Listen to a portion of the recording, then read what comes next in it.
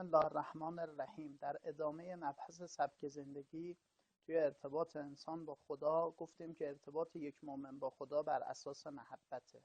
شما اون لحظه ای که ابا عبدالله علیه السلام فرمودن که اجازه بگیرید از لشکر دشمن تا یک شب دیگه ما بتونیم با خدای خودمون مناجات بکنیم رو حتما شنیدید. چند سوال رو ما مطرح بکنیم. چرا امام حسین علیه السلام اجازه گرفتن از لشکر دشمن؟ چرا حضرت سیدالشهدا همچی بحثی رو مطرح کردن؟ امام حسین نمیدونستن که فردا میخوان شهید بشن؟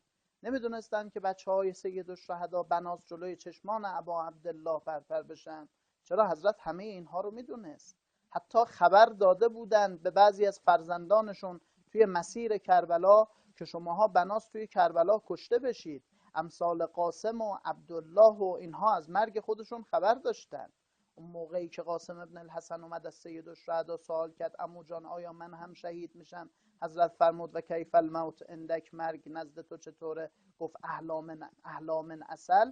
حضرت واقعه شهادت قاسم ابن الحسن رو بهش فرمودن، خبر دادن. حالا که حضرت میدونه چرا وقت میگیره؟ واسه این که حضرت علاقه به این داره که با شدت محبت یک بار دیگه خدا رو مناجات بکنه. کدوم محبی رو شما توی عالم دیدید که از حرف زدن با محبوب خودش سیر بشه؟ کدوم محبی رو دیدید که از ارتباط گیری با محبوب خودش ابراز رضایت و ابراز مسرت نکنه؟ هر کسی وقتی کنار محبوب خودش قرار میگیره ابراز رضایت میکنه، ابراز مسرت میکنه. یه نکته‌ای توی بحث ارتباط با خدا هست، اونم اینه که ارتباط با خدا حتی توی مشکلات و گرفتاری‌های دنیایی ما هم اثر میگذاره. شما ارتباطتون با خدا قوی باشه، خدا ارتباط شما با مردم رو اصلاح میکنه. خدا محبت شما رو در قلوب مردم قرار میده. نمونه برای شما بگم، اهل بیت ما علیهم السلام هر کدومشون با خدا ارتباط خیلی قشنگ و عاشقانه‌ای داشتن. همین ارتباط با خدا باعث عزت اونها در عالم شد. این عزیز بودن اهل بیت یک منشأش ارتباط خوب اونها، ارتباط عاشقانه اونها با خداست. امیرالمومنین علی ابن ابی طالب علیه السلام فرمودن من اصلح بینه و بین الله اصلح الله بینه و بین الناس. کسی که بین خودش و خدا رو اصلاح بکنه، خدا بین او و مردم رو اصلاح خواهد کرد. یعنی تو به رابطت با خدا برسی، خدا رابطه تو با دیگران رو هم درست میکنه. اصلا بعضی ها به خاطر نپرداختن حقوقشون به خدا، نپرداختن دینهاشون به خدا، ارتباط های دنیایشون مشکل پیدا کرد. به خاطر عمل نکردن به دستورات خدا مشکلات دنیایی پیدا کردن. برای نمونه شما توی زندگی اولیاء خدا میبینید زمان مرحوم شیخ رجب علی خیاط، یک کسی اومد خدمت ایشون گفتش که توی زندگی مدتی است مشکل پیدا کردم، چه کار بکنم؟ نمیدونم منشأ این مشکل کجاست.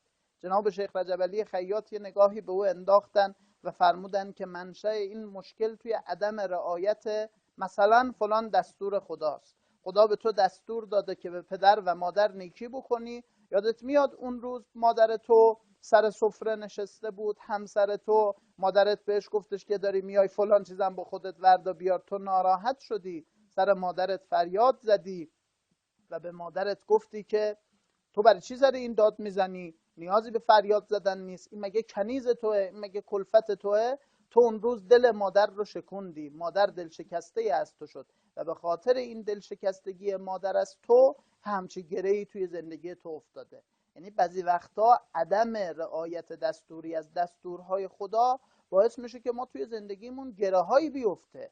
حضرت زهرا سلام الله علیها توی یک روایت فرمودن برای کسی که توی نماز بالاخره یک مظهر ارتباط انسان با خداست، نماز رو سبک بشماره 15 بلا سرش میاد.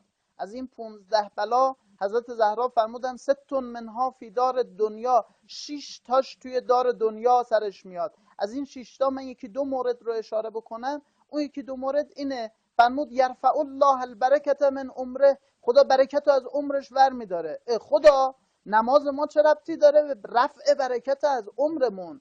توی مقوله دینی سبک زندگی مؤمن ارتباط انسان با خدا به دنیای او مربوط میشه.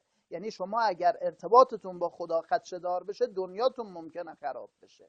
بعد فرمود حضرت زهرا یرفع الله البرکت من رزقه، خدا برکت رو از رزق و روزیش میبره. اگر یه موقعی ما تو زندگی هامون رزقمون برکت نداره، برگردیم به گذشته خودمون، یک توجهی بکنیم، ببینیم آیا ارتباط ما با خدا ارتباط عاشقانه بوده؟ آیا توجه به خدا داشتیم؟ خدا کجای زندگی ما قرار داره؟ این سوال رو باید هممون بهش پاسخ بگیم. ادامه این مبحث رو جلسات آینده خدمتتون تقدیم میکنم.